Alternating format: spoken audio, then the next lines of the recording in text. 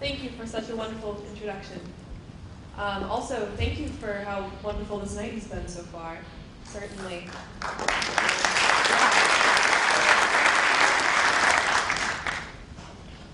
Thank you to the organizers of the Girls Rock Award and to everyone who contributed to setting up this event. I would also like to begin by thanking Ashley Pullen, the Falmouth High School Post-Secondary Counselor and Civil Rights Team Co-Advisor, for nominating me. I am honored to be recognized amongst young female leaders in Maine who are being acknowledged for a fantastic array of categories. I am here tonight as the Against the Odds advocate.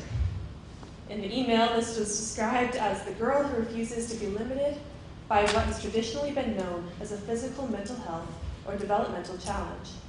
She is busy redefining able and making positive changes for girls in Maine along the way. Redefining able. What a wonderful concept. I suffered a spinal cord stroke in 2014 when I was 12 years old, which left me completely paralyzed. I went through an agonizing pediatric intensive care unit stay and intense therapy to get here today. However, this description of my injury does not do justice in suiting my reason to be here today. I was inspired by the perseverance of children who were fighting for their lives in the hallways which I lived in for 50 days. I feel a consistent heartbreak for the idea that similar children are always in those facilities. I hope that if there is truly a reason for everything, a concept I often contest, that my reason for my stroke was to do service for these children. So I'll begin by just telling a quick story.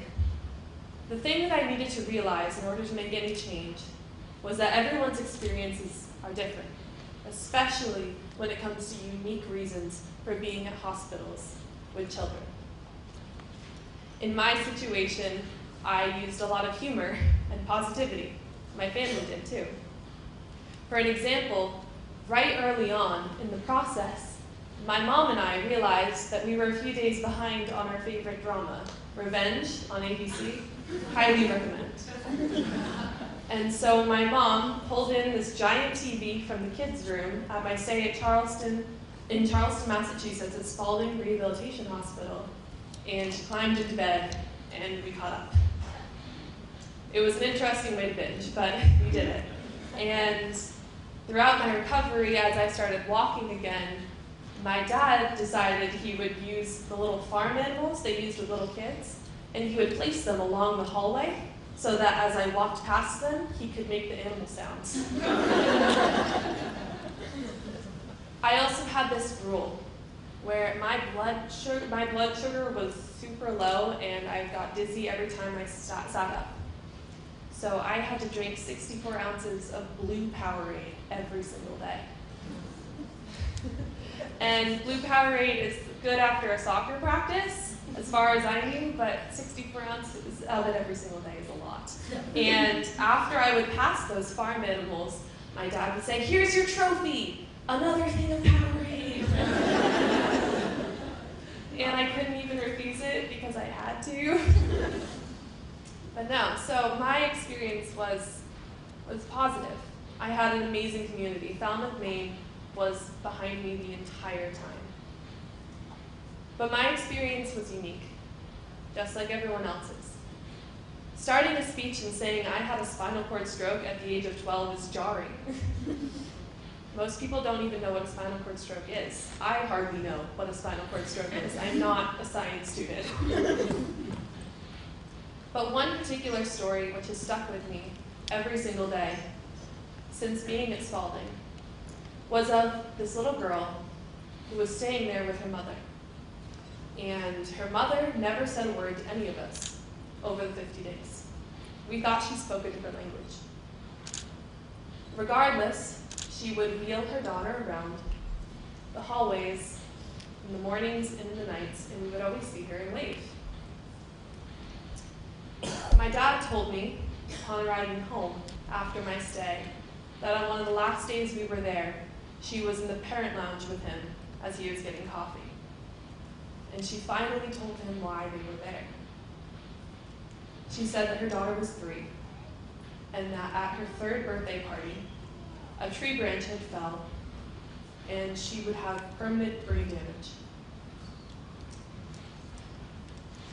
So although I was trying to be positive and I was trying to have my humorous triumphs getting through my injury, I realized very quickly that that is something that is an impossible task for some people, because some things just you can't find any reason for or any positivity in.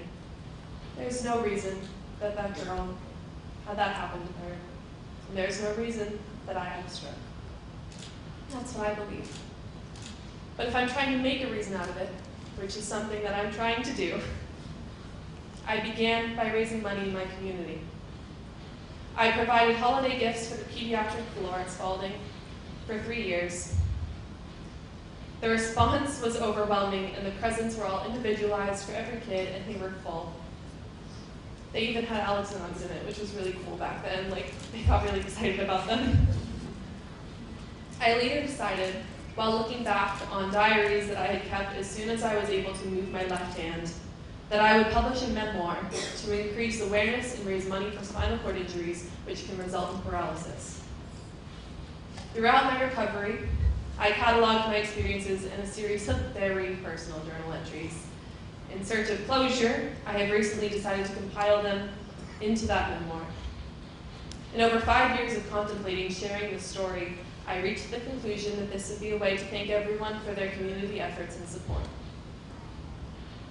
I have also had the opportunity to speak at NSDA tournaments with the Maine Speech and Debate Association. This time I decided to do something kind of interesting that they said they've never seen before. There's an original works category, and I decided I would do an excerpt from the book.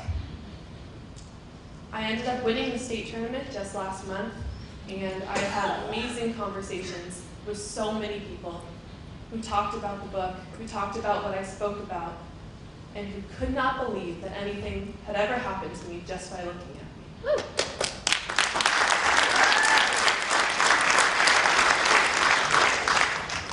I was also able to attend the Nationals tournament last June in Florida, where I had more amazing conversations with even more diverse people.